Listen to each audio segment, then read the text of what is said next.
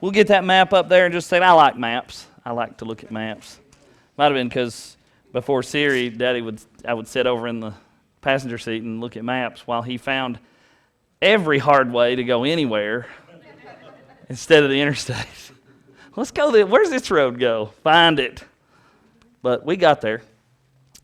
Like maps, I've added just a little bit more. Well, I didn't. The website did. There's 4 or 5 of these maps that they've got laid out there, and it shows a little piece of the route each time. So we're going to stick to this part. We're not all the way to Rome yet. We're not going to get to Rome tonight. We're not even going to wreck tonight. Sorry. You got to come back next week. Y'all ever heard the story of 1,001 Nights? Y'all ever heard that? What that's about?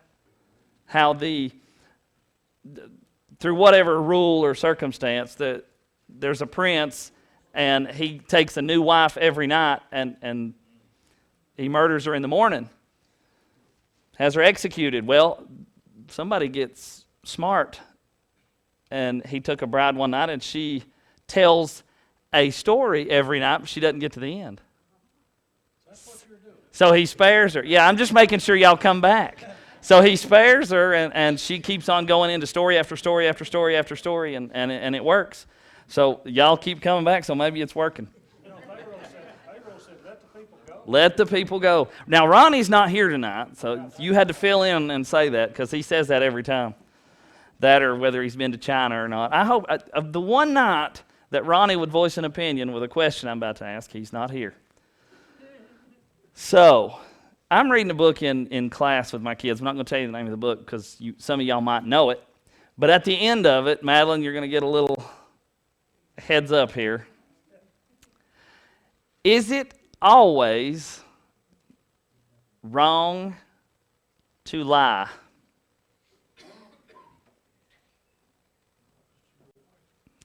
Not if it's to your wife. I did not say that. I repeated that from somebody in the crowd. Is it always wrong to lie? Nobody's chiming in. We've got a bunch of liars out here. You chimed in. And the reason I asked that to those kids, that's a hard thing for them to grasp, but we're reading a book called Number the Stars. Anybody ever read it?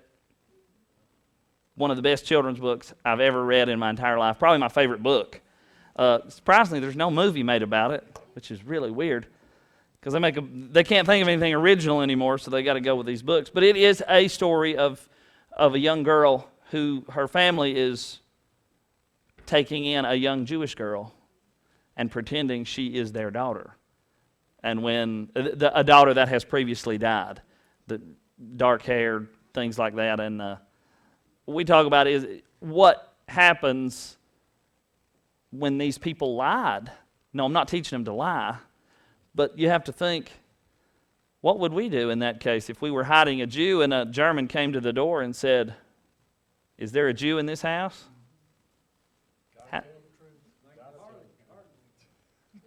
That'd be one I guess I'd ask for forgiveness later. But listen, the reason I did that, I wanted you to think for a minute. I want you to be thinking about this as we go, because Bill, he stole my thunder last week. Remember that? What does Paul get to say in this section of the chapter, Bill? Paul gets to say something, and I want you to think about when you get to say it and when it's right. What is that? I told you so. Well, it didn't actually say that. What? No, well, not. It worded it a different way, but it means that. It means the same thing. If you've ever watched the movie The Dark Knight, they're getting ready. Batman's getting ready to turn himself in, and all these other things, and Alfred, his butler, they're talking back and forth about, I'm going to say this was all your idea and everything. And Bruce Wayne says to Alfred, he says, we all know how much you love to say, I told you so, Alfred. And Alfred comes back and says, but when it's time, I won't want to, sir. Because what does I told you so mean? I want you to think about that for a minute. When you get to, when it comes time for you to say it, and sometimes it feels good to say it, Don't lie. You know it does. When you say, I told you so, I want you to think about that for just a few minutes. Well, let's get to wrecking this ship. Little review, got to review just a little bit. We're taking off here from Caesarea. Paul stood before 3 rulers now, giving his testimony, and yet they can find no fault in him, but he still has to go to Rome because he appealed to Caesar. He said, I'm not going back to Jerusalem. I know they're going to kill me. I've preached to that crowd. They're trying to kill me. I appeal to Caesar. So he's going up here to Rome. But the only way to get there is by boat. We know from reading in Acts that we're late in the year. We're in the fall of the year probably. It probably takes him 6-8 months to get there. By the time you factor in the late fall and what he's about to go through and the winter months and then sailing on, it probably takes him a while to get there. Maybe August, September to about March or April. It's a long time in happening. So they leave and they sail up here to Lebanon, and they come over here along the coast of Turkey to Myra, and through here, and they settle on Crete at Fair Havens. Fair Havens, a very nice sounding place, but the soldiers were like, we can't winter here. He says it's getting late. Sailing is dangerous at the moment. Sailing was dangerous up until about November, and then after November, sailing was impossible. They didn't sail after that. So they're getting close to that cutoff point. They've got to find a place to winter. The Mediterranean is known for some fierce storms. We're going to talk about some of those, or one of those in just a minute. So they're here at Fair Havens, and when you look, the majority votes against Paul and says, we're out of here. We're leaving, and we're out of here. That's in verse 12, Acts 27:12. The more part said, advised them to depart, and they might get to Phoenix. They might get to Phoenix, so they can winter there. It had it was situated in a way that the weather was not as treacherous, the direction the harbor was facing, and things like that. And the fact that they wanted their pleasures, I'm sure the Roman soldiers here. Verse 13, and we talked about this last week, when we go against the advice of the godly man and the advice of the Bible, sometimes it's okay when we start out, or it seems okay. Seems okay when we start out. It's just like anything that's not right. The devil's not going to necessarily, he's not going to try to entice you with something dangerous and something that'll kill you immediately most of the time.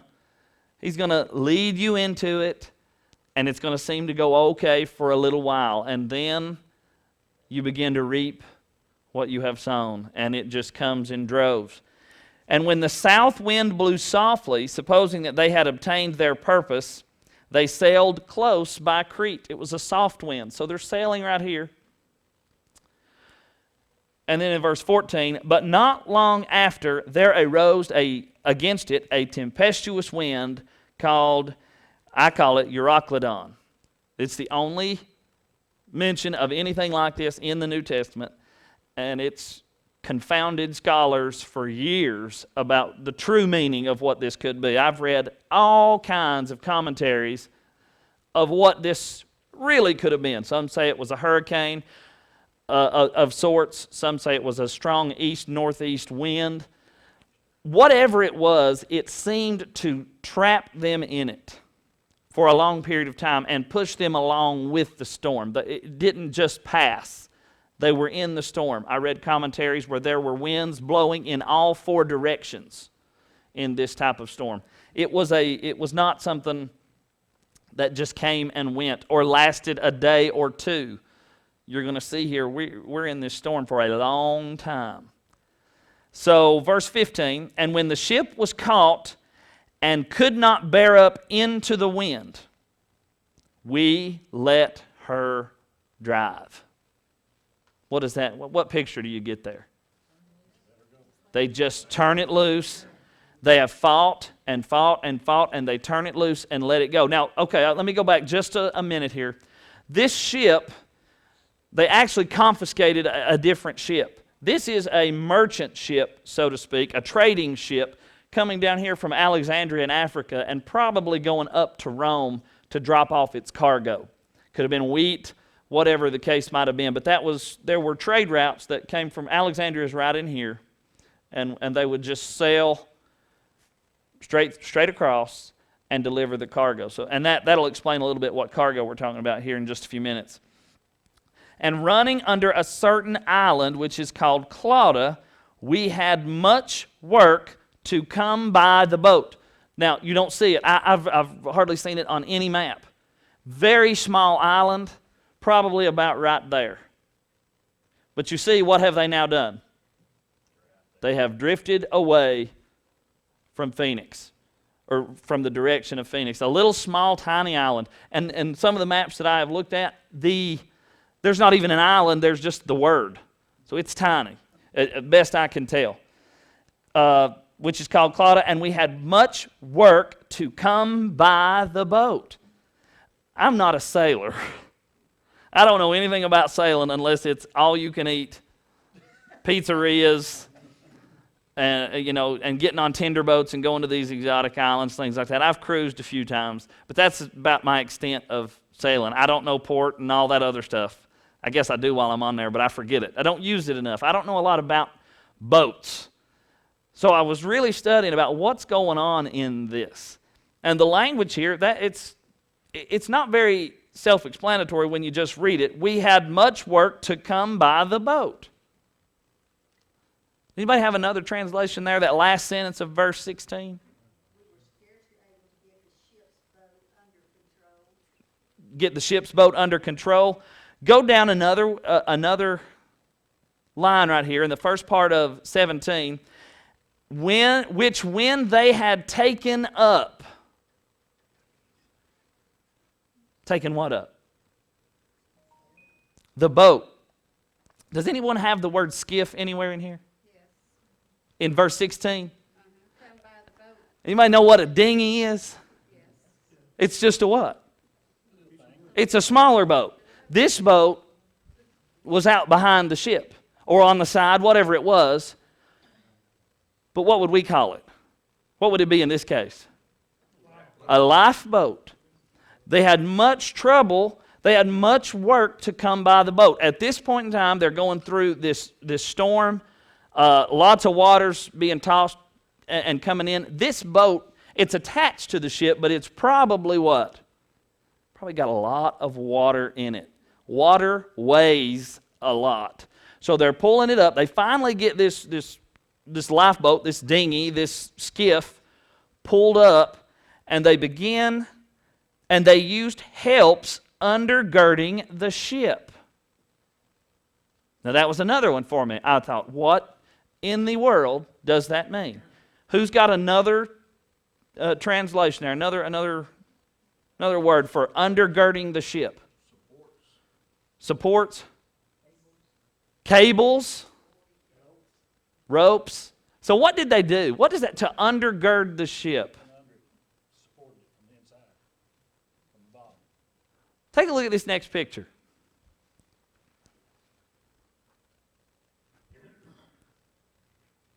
This website, by the way, has the whole story told in pictures. I love it. And it's got the maps. So you see these ropes right here? Going over the side? And you can see these men. They are literally tying the boat together. It goes all the way under and all the way over, undergirding the boat. What's the purpose? To hold it together, and fearing lest they should fall into the quicksands, strake sail and were so driven. Go back up to that to the map for me. The quicksands. Y'all have seen quicksands in movies. You know, they get in the sand and it just eats them right up. I don't know that much about quicksand either. But I've never heard anybody talk about quicksands on the cruise ship. There's all kind of warnings, but I don't know of any warnings about quicksand. So what would that be?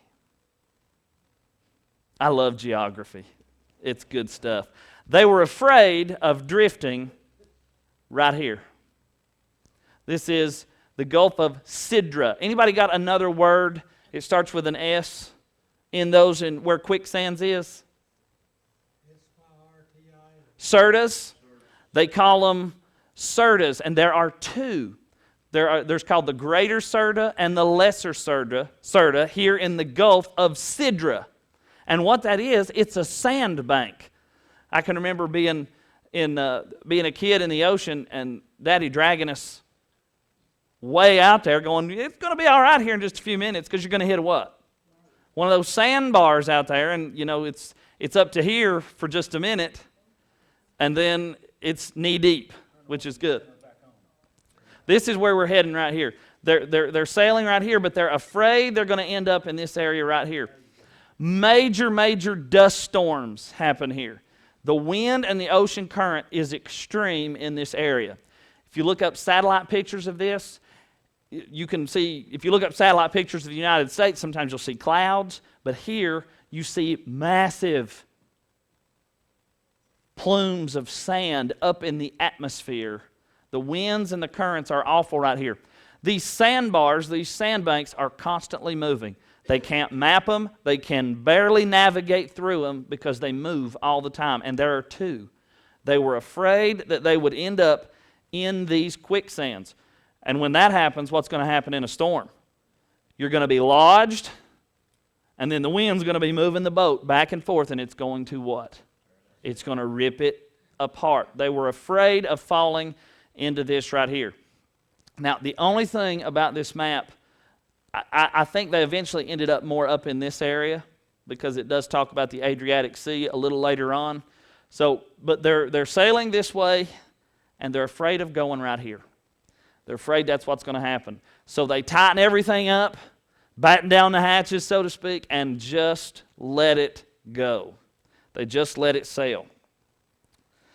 And let's see, in verse 18, we'll get to verse 18 here. And we, who's talking? Luke's talking. Luke's with him. And we, being exceedingly tossed with a tempest, the next day then lightened the ship. Well, I got to wondering about that. What's the purpose? I had my thoughts. I obviously know that. What's the purpose of lighting a ship? Anybody else? Anybody know anybody else in the Bible that lighted the ship? Jonah. They started throwing stuff overboard. Why would you do that? It sinks the ship. Sinks the ship. You're higher in the water. It also keeps things from moving around inside, causing damage inside the ship. You're heavier things. All kinds of reasons to lighten the ship. Momentum of the ship is less too if it does hit something. If you've got more weight, you've got more momentum, does more damage. Lots of different ways. So they started lighting the ship. And look here, that was the next day. And on the third day, we cast out with our own hands the tackling of the ship. Now, I believe Paul was involved in that. And Paul was the one that said, boys, we don't need to sail. He could have just sat back and said, I ain't dealing with this. Y'all take care of it. Y'all wanted to sail. Have at it. I've got to get to Rome. I know I'm going to Rome. I don't know about you all. But he doesn't, because Paul's on another spiritual level than me personally, probably. So what we got here, it's all the navigation equipment. It's everything that is of any weight and of any importance. They throw out the tackling of the ship. What are they doing?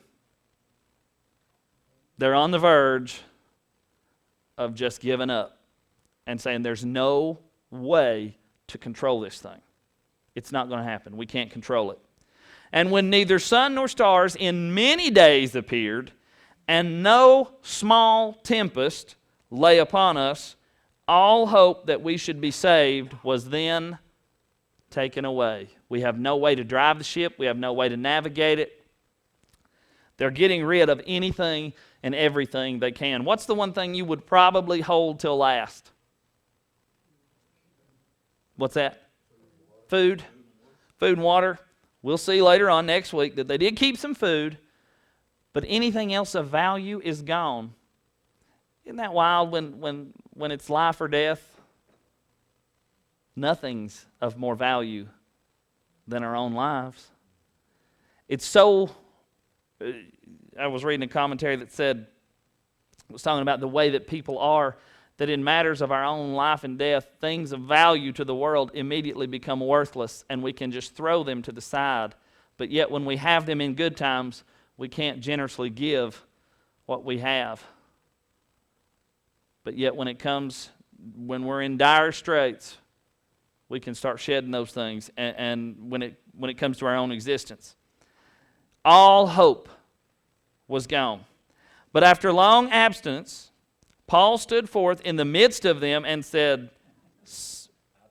Sirs,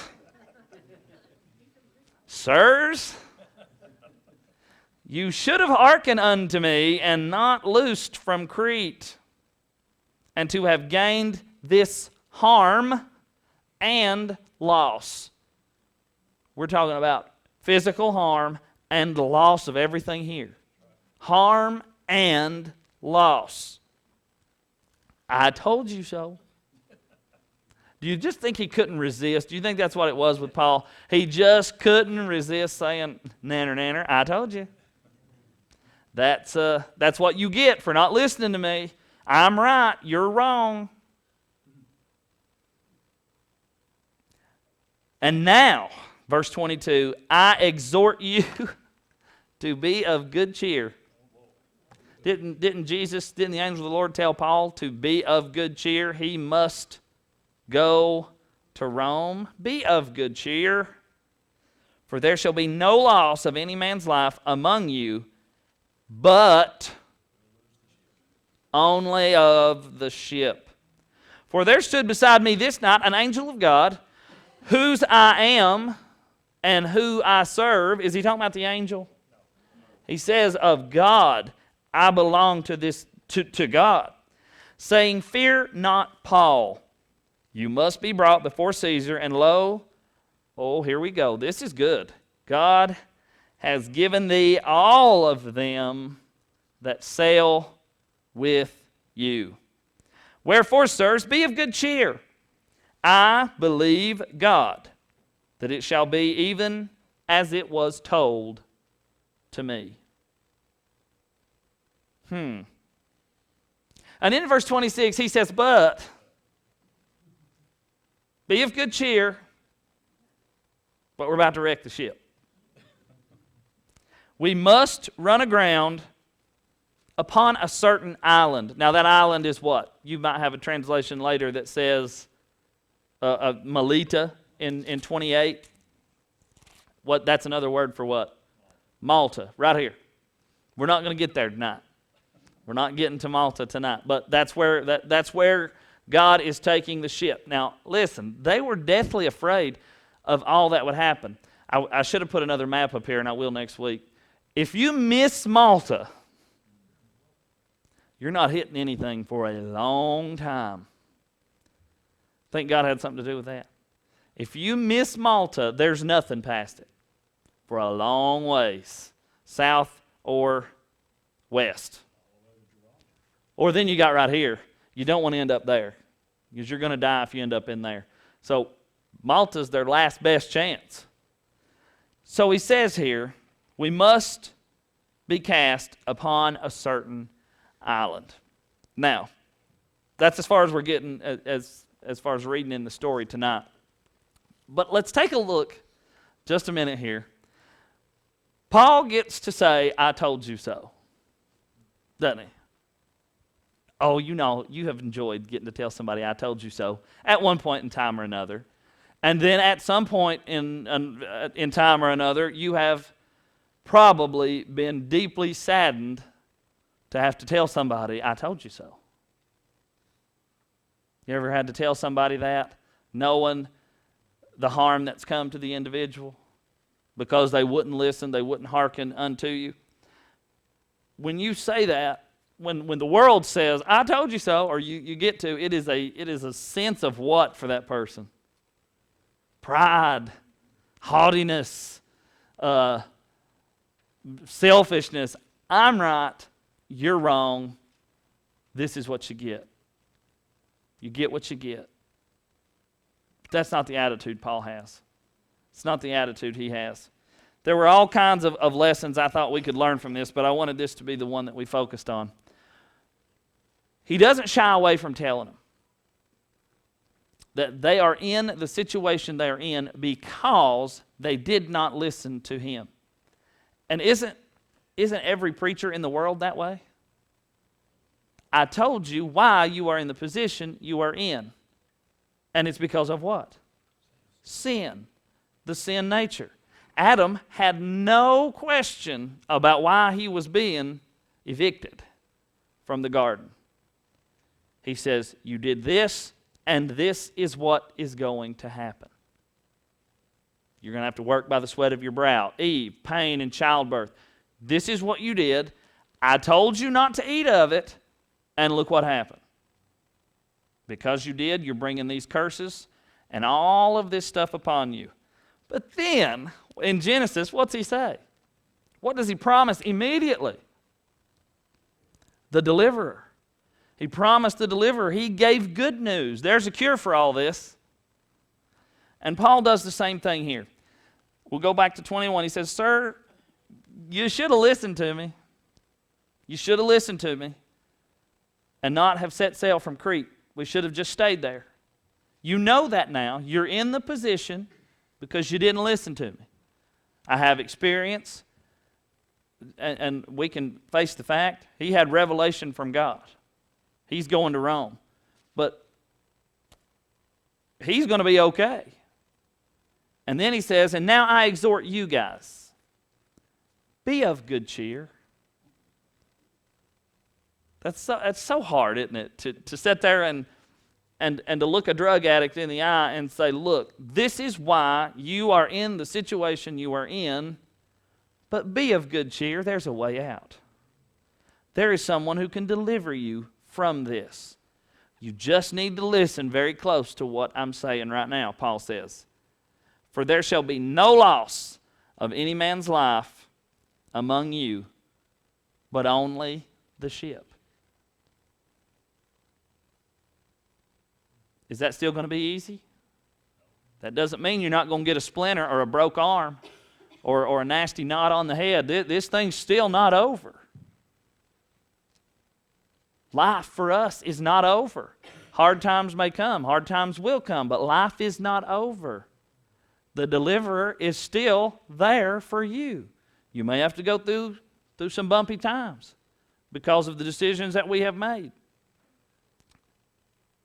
No man is going to lose his life. Only the ship. For there stood me by me this night. He is proclaiming a message from God, whose I am and whom I serve, saying, fear not, Paul, you must stand before Caesar. Now, if I'm one of those people on the ship, I'm going to go. And he's saying this for the first time. Well, aren't you something? God's going to save you because you've got to stand before Caesar. But Paul goes a step further and he says, guess what? Fellas, you can come with me. God has given thee all of them that sail with you. And everybody but his own friends was against him. We have no evidence that any of these men were Christian. But God still reached out a gracious hand to them and said, you're coming with Paul. Wherefore, sirs, be of good cheer, for I believe God. Paul does not say, I believe in God. He says, I believe God. And what other defense do we have a lot of times in our life? Have you ever seen anybody come to salvation through an argument? Where I'm mad at you and you're mad at me and we're arguing about something? People don't come to salvation through arguments. Sometimes our defense, our stance needs to be, I believe God, and show them why. Because it matters. It does matter, and it matters to these men who are looking at Paul. Howbeit, however, we must cast upon a certain island. Now that's trust. Be of good cheer. So what I tell you tonight, what I feel like I've got out of this and what we need to get out of this, is there will be a time that you need to say, I told you so. There's probably going to come a time where you have given good, spiritual, godly, practical advice to somebody, especially when they come and ask you. And you can say, I'm going to tell you what you need to do. They're not going to. And there'll come a time when they come back to you, and we need to be bold enough to say, I told you so. This is why. Don't sugarcoat the situation people are in just because. Paul does not. He says, you should not have set sail. You know that now. You know that now. But be of good cheer. If you follow the one that I follow, he can make it all right. He can make things right. He can save you. It doesn't mean it'll get easy. It doesn't mean we don't face the consequences of our sin. It doesn't mean we don't go through rocky, hard times and shipwrecks and foul tempests that blow us in every direction and we don't know which way to turn. Why did he tell Paul to fear not? Because Paul was probably a little bit afraid. And if Paul was afraid, you know those men that were with him, Luke, and you know they were. Don't sugarcoat it. Tell them why they're in the situation. Tell them that it can be okay if they follow the advice of the godly men and women and of the Bible that's in their life. They've got it right here. And know that it's not just going to be a magic, make everything okay type of thing. There's going to be things that come after it that are going to be hard. They're going to be hard. We're fixing to go through a shipwreck. How can you say, Paul, that we're all going to be okay, but we got to wreck anyway? Because Paul just says, I believe God. Paul did not get the entire revelation. Paul didn't say, we're going to crash on Malta and everything's going to be all right. He didn't know. God only gave him what God wanted to give him. And Paul said, I believe God. I believe God. Do we ever have just enough guts just to say that to people sometimes? I believe what it says. That's enough for me. I don't know how the Red Sea parted. Oh, they have the wind set down theory and all these other things. I don't know how it parted, but it did. They walked across on dry land, and I don't have to explain it to anybody to believe it. I do believe God is gracious enough in that particular incident in history. He's left behind some clues, if you ever study about that, to show where it happened and when it happened and things like that. But he didn't have to do that. I still would have believed it. I believe God. And to the person out there that may be watching, or someone in here that's in a storm, going through it, just about to crash land the ship into the quicksands and perish, there is a hope. There is a hope. His name is Jesus. And Paul is telling these men, if you just listen to what I say, we're going to talk a little more about next week. He's going to give them a little more advice next week. If you listen to what I say, you'll be okay. God Almighty has told me that if you stick with me, you're going to be okay. You're going to be all right. It's not going to be easy. It's not going to be desirable. It's not going to be how you picture it, but it's going to be all right.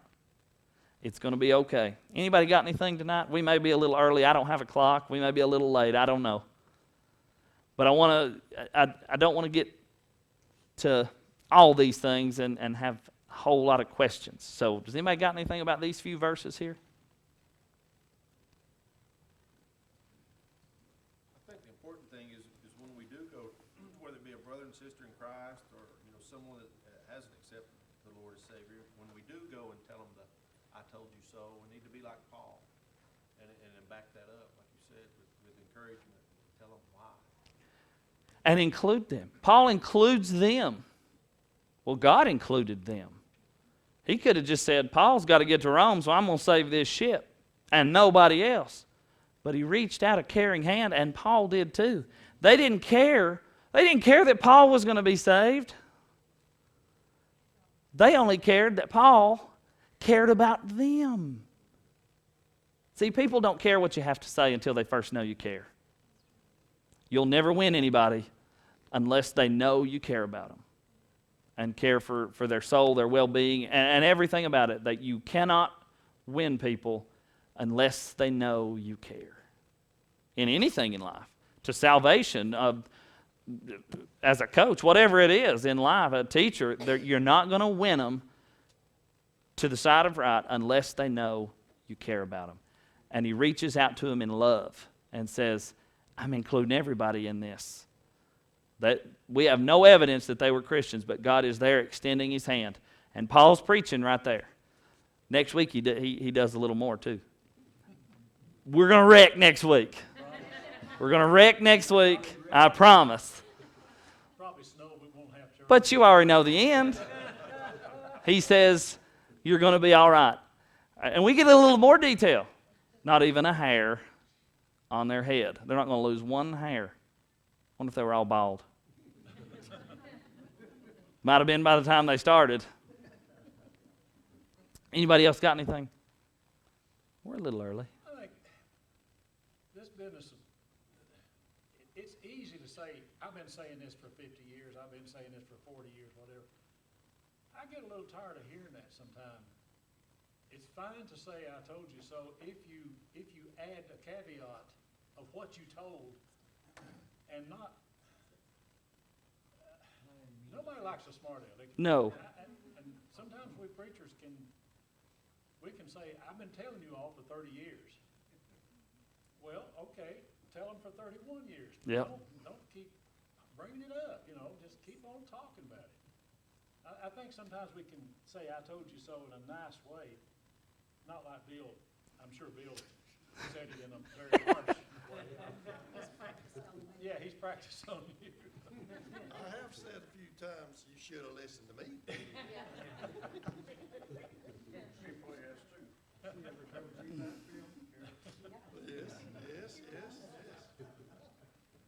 I'm sure some of these people there, not Paul, but some of them got right with the Lord after all this happened. Oh, can you imagine? I'm sure some of them did. All that they would have seen, and there's over 200. Going to be able to see all that happens and all the goings on of this, and the steadfastness of Paul in all of it.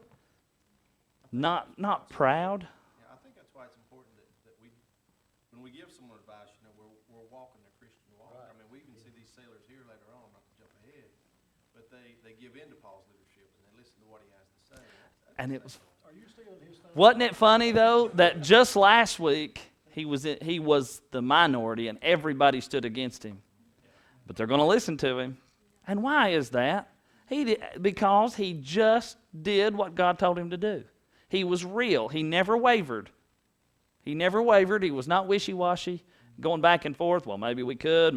He was just firm.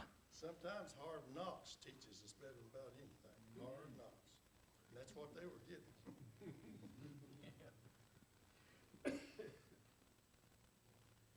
In life, a lot of times if you've proved God and stand your ground, there'll be some of your friends that'll drift away from you. Yep. But when they get in need, They'll come back. they come back to you for prayer and help. They know it's true, but they just don't want any part of it for right now. For right now. Yeah, for right now. Have children like that.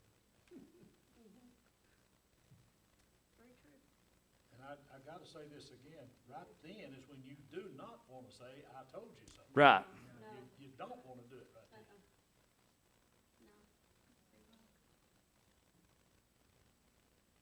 If anybody had a right to say it, Jesus did. Yep. Amen. And he prayed for them. Prayed for their forgiveness right then. But Paul is not saying, I told you so in pride. He's reaching a hand. He's ministering right here. And that's, if and when the time comes, that's what I want. That's what I hope I've got across. When we say it, we don't say it with pride. We say it with love and extend the offer of help, the offer of salvation, whatever it may be.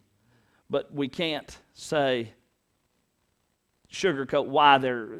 He didn't say, well, you know, it's okay. He told them, you're in this position because of this. But he just extended that gracious hand. That's the example Paul is to us. Anybody else?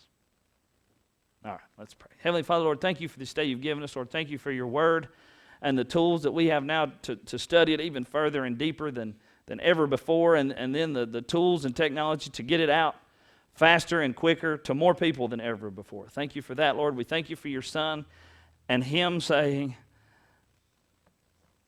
he just extends the hand to us. We know why, that we are in the position we're in. We're sinful human beings, but he doesn't cast us aside.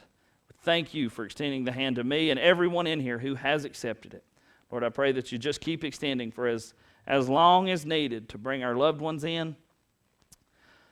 Whoever we're praying for, Lord, give us a burden for somebody, whether family, whether friends, whatever it may be, that we can bring them in and they can know you before it's too late. Lord, I pray that you be with us as we leave this place and bring us back again at the appointed time. In Jesus' name, amen.